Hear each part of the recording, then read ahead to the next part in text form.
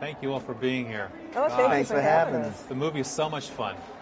Of all the singers in the film, you were the ones who had the most established recording career ahead of deciding of moving into the background. Tell me, was that a transition that you were aware was happening and you consciously made it, or did this sort of happen? In the movie or in real life?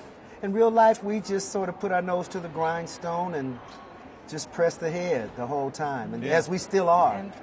You know, we still are establishing singing on quite a few of the biggest records still in the world, with Adele, The Fray, Muse, Noah and the Well, Pet Shop Boys, and we're still going, as a matter of fact. That's great. How long, do you know how long you've been singing together? Do you have a...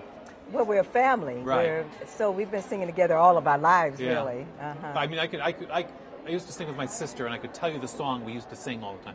But did you guys have like a favorite song you did? We did have a time that we did establish ourselves as the Waters. Yeah. Later on, we were already in the business when we decided to establish ourselves as the Waters. We were doing together stuff and separate, and things that were separate too, but then we became a group in the 70s, I think. Yeah, in the 70s. Somewhere like that. And we were actually the first vocal group signed to Blue Note Records at that time. Really?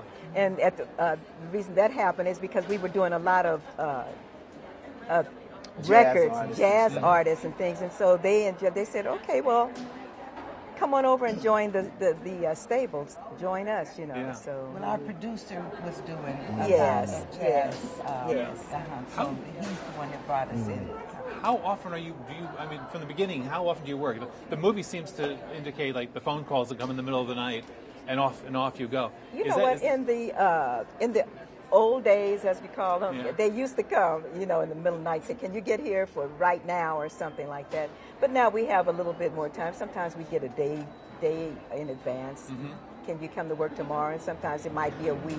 So it just depends. We definitely stay on call. We're on call. Because we grew up in show business, that type of thing doesn't really surprise us. So we're flexible. Yes, very flexible, very spontaneous. So show business teaches you that, you know, when you think you've seen it all, it's always something else. You always get requests all the time, and I'm guessing the song people most want to hear you sing is the theme song to The Jeffersons. Oh, okay. Is that wrong? It's not necessarily wrong, as that is the longest running sitcom in the history of television. Is The Jefferson. We have the Jefferson theme. We have other songs too. Michael Jackson's Thriller, which is the biggest selling song in the history of records. The biggest selling soundtrack in the history of soundtracks, Whitney Houston, The Bodyguard.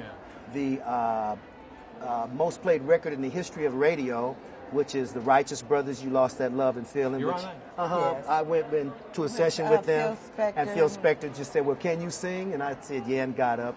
And Oh, really? So you two were singing, and then you were along for the ride one day? Yeah, I was just along for the ride. Yeah. And then also we have the biggest selling movie in the history of movies, Avatar.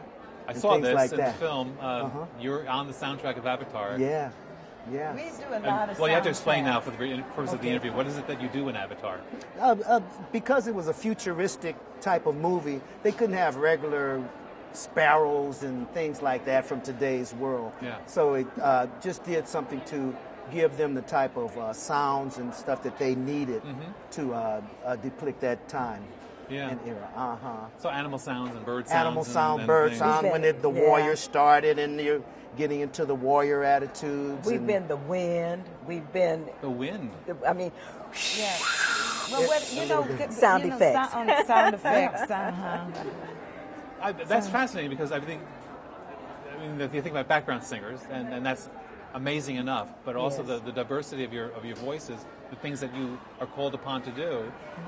And we do any type of music too. We country. We've done the Country Music Awards, BET. I mean, it doesn't matter what type of music it is. We get into whatever that the feel of the music is, and we put on our country western attire if we're gonna be with somebody that's that's doing country western, and then So you dress up for the occasion. We do whatever multiple we get language, into, whatever. Multiple language recordings with we get into some of the biggest artists in Japan and from France and quite a few different languages. Mexico.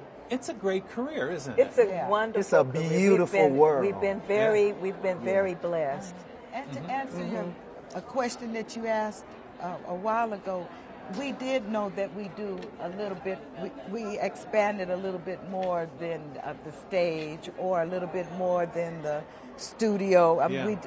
We are very well-rounded. You know, we come from a musical background. Our mother. She was one of our biggest supporters, God rest her soul. But so that's why we grew up in a musical home, and so we had all types of music. I was wondering if that happened. All if types you of had music. a home where I imagine that was almost necessary to have the breadth of experience that you have now, to be familiar with that stuff almost from childhood. Yeah. Matter of fact, that is my total and complete story. And you're an educator now. I teach vocals. Yes, I do.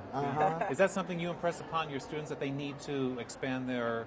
I try to, because I try to get them to understand the importance of not allowing themselves to be pigeonholed in any way. We do backup, but we sing leads and do movies and commercials and live shows and all of that. Maxine and Julia tour with Neil Diamond right now, and their live performances. We're in his band. Members of his and we band. toured a year and a half with Paul Simon. I just wanted to add that to our credits too, because that's one I'm very proud of. The concert in the park, in my opinion, and I haven't seen any concerts bigger than 750,000 people. But that's also, I think, sizable group. I think it was for quite one sizable. show. For one show, so that's something that we hold. It's a great legacy, and it's a terrific movie, The Waters. Thank you very much for being here. Thank you very much. Thank you, It's a Bill, for pleasure. having us.